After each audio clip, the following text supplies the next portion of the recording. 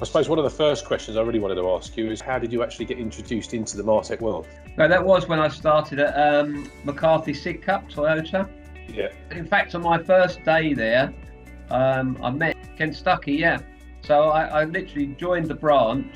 I spent an hour talking to the sales manager, and then he said, "Oh, you can meet Ken Stuckey from Martec. They're going to be doing our training." At that time, what training were you being showed as a salesperson? So what were they? What was? So that was that was telephone training.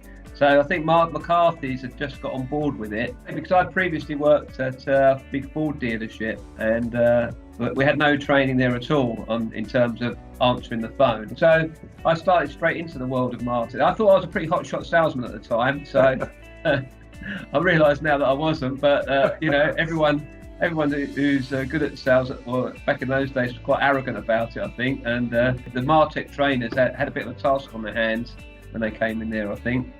I thought I was a pretty good salesman. I could probably do about sort of 15 sales in a month.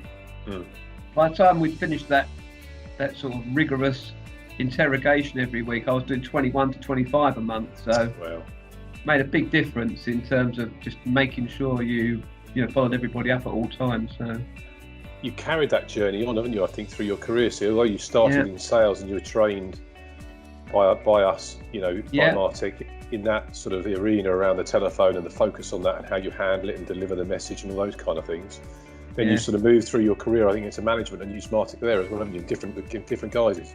Yeah. So that's when Ray Harkin was my Martec consultant then. Ray used to quite often get there for my morning meetings. He used to find it quite amusing. I used to conduct my morning meetings with everybody standing. Everyone had to stand up in the meeting, and I'd go through their diaries with them.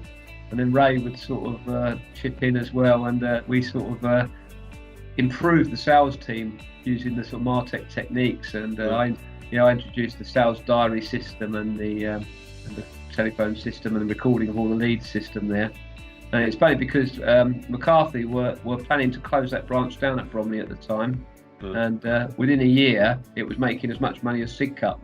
So me being over there, so it did have quite a dramatic effect having a good process in there. Yeah, and then after about I suppose 2 years of being there, got the offer to go and join Yeomans. So I went to Yeomans, and again, it worked the same at Yeomans. We started getting a much more of an organised system in place. Sales process was much improved, and sales started to improve.